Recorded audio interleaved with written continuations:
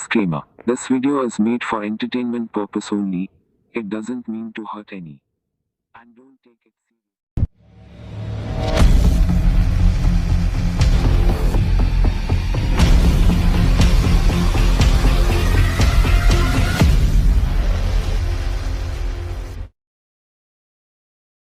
بسم الله الرحمن الرحیم۔ السلام علیکم۔ اللہ عز و جل کے سوا کوئی پناہ گاہ نہیں۔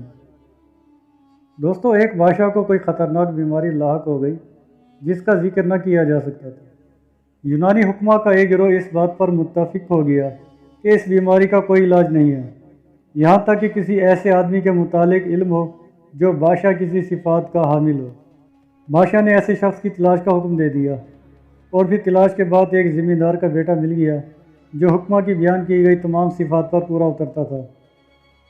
بادشاہ نے اس لڑکے کے والدین کو مال و دولت دے کر اس بات پر راضی کر لیا کہ وہ اپنے بیٹے کی قربانی دے دیں۔ قاضی نے فتویٰ جاری کر دیا کہ بادشاہ کی جان بچانے کے لیے رعایا میں سے اگر کسی ایک کا خون بہایا جائے تو یہ جائز ہوگا۔ جلاد نے قتل کا ارادہ کیا تو لڑکے نے آسمان کی جانب منہ کیا اور مسکرا دیا۔ بادشاہ نے لڑکے کی مسکراہٹ دیکھی تو دریافت کیا کہ تم ایسے وقت میں کیوں مسکرا رہے ہو؟ لڑکے نے کہا کہ اولاد کا مان اس کے والدین ہیں، اور دعویٰ قاضی کے سامنے پیش کیا جاتا ہے، اور انصاف بادشاہ سے طلب کیا جاتا ہے۔ ماں باپ نے دولت کے لالچ میں آ کر میرے قتل پر آمادگی ظاہر کر دی۔ قاضی شہر نے میرے قتل کا فتویٰ جاری کر دیا۔ بادشاہ اپنی زندگی میرے قتل میں سمجھتا ہے، تو ایسے وقت میں اللہ عز و جل کے سوا میرے لیے کوئی پناہ گاہ نہیں ہے۔ اے بادشاہ، میں تیرے متعلق کس سے فریاد کروں؟ بس میں اللہ عز و جل سے ہی انصاف کا طلبگار ہوں۔ بادشاہ نے جب اس لڑکے کی بات سنی تو رو پڑا اور کہنے لگا کہ میں خواہ مروں یا زندہ رہوں، میرے نزدیک اس بے گناہ کے قتل سے میرا مر جانا ہی بہتر ہے۔ پھر بادشاہ نے آگے بڑھ کر اس لڑکے کا سر چوما اور بغل گیر ہو کر اسے بے شمار مال و زر عطا کیا۔ اللہ عز و جل کی قدرت دیکھیے کہ وہ بادشاہ ایک ہی ہفتے میں تندرست ہو گیا۔ ہاتھی والے نے دریائے نیل کے کنارے پر کہا کہ اگر تو اپنے پاؤں تلے چونٹی کا حال جاننا چاہتا ہے تو وہ ایسے ہی ہے جیسے تیرا حال ہاتھی کے پاؤں کے نیچے۔ حضرت شیخ سعدی رحمۃ اللہ علیہ فرماتے ہیں کہ میں اکثر اس بات پر غور کرتا ہوں۔ حضرت شیخ سعدی رحمۃ اللہ علیہ اس حکایت میں ایک بادشاہ کا قصہ بیان کرتے ہیں جسے کوئی خطرناک مرض لاحق ہو گیا، جس کا علاج یونانی حکماء نے یہ بتایا کہ اگر کوئی ایسا شخص مل جائے جس میں بادشاہ جیسی صفات موجود ہوں تو اس کو قتل کرنے سے بادشاہ کا مرض ختم ہو جائے گا۔ بالآخر ایک لڑکا مل گیا اور اس کے والدین نے بے شمار مال کے عوض اس کے قتل پر رضامندی ظاہر کر دی۔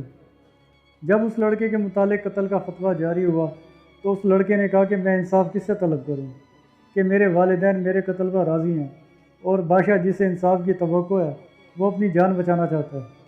بادشاہ نے اس لڑکے کی بات سنی تو اس کے قتل کا ارادہ ترک کر دیا۔ اللہ عز و جل نے اس بادشاہ کو صحت عطا فرما دی۔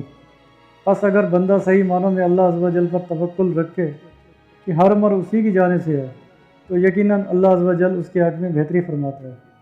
زندگی گزارنے کا سنہری اصول۔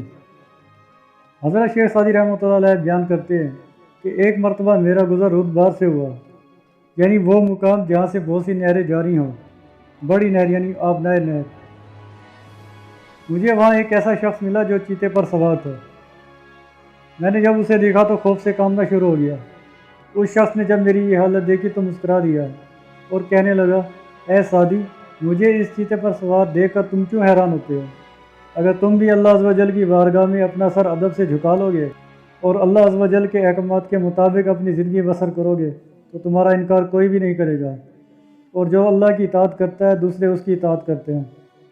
پھر اس شخص نے آپ رحمۃ اللہ علیہ کو مخاطب کرتے ہوئے کہا کہ جب بادشاہ اللہ عز و جل کے احکامات پر عمل پیرا ہو جاتا ہے تو اللہ عز و جل اس کا محافظ بن جاتا ہے اور ہر معاملے میں اس کی مدد کرتا ہے۔ بس جب اللہ عز و جل دوست بن جائے تو پھر ممکن ہی نہیں کہ وہ اپنے دوست کو کسی دشمن کے حوالے کر دے۔ اے سعدی، یاد رکھو، زندگی گزارنے کا یہی سنہری اصول ہے، اس پر عمل پیرا ہو جاؤ۔ حضرت شیخ سعدی رحمۃ اللہ اس حکایت میں بیان کرتے ہیں کہ ایک مرتبہ دوران سیاحت میرا گزر رودبار سے ہوا۔ وہاں میں نے ایک شخص کو دیکھا جو چیتے پر سوار تھا، اور یہ اس بزرگ کی کرامت تھی۔ میں نے اس شخص کو دیکھا تو مجھ پر کپ کپی طاری ہو گئی۔ اس شخص نے میری کیفیت دیکھی تو مجھ سے کہا کہ حیران کس بات پر ہوتے ہو؟ اگر تم بھی اللہ عز و جل کی بارگاہ میں اپنا سر جھکا دو گے تو یقیناً تم بھی یہ مرتبہ حاصل کر لو گے۔ زندگی گزارنے کا اصول یہ ہے کہ بندہ اللہ عز و جل کے احکامات پر عمل پیرا ہو تو اللہ عز و جل محافظ بن جاتا ہے، اور جب بندہ اپنے تمام معاملات کو اللہ عز و جل کے سپرد کر دیتا ہے تو پھر وہ ان معاملات میں درستگی پیدا کر دیتا ہے۔ جو شخص اللہ عز و جل کا دوست بن جاتا ہے تو اللہ عز و جل اسے کبھی کسی دشمن کے سپرد نہیں کرتا۔ اولیاء اللہ رحمۃ اللہ علیہم اجمعین کو بلند مرتبہ اسی وجہ سے ملتا ہے کہ وہ اللہ عز و جل کی رضا میں راضی رہتے ہیں اور کسی بھی حال میں اس کی حکم عدولی نہیں کرتے۔ تو کسی شاعر نے کیا خوب کہا ہے کہ مدعی لاکھ برا چاہے تو کیا ہوتا ہے، وہی ہوتا ہے جو منظور خدا ہوتا ہے۔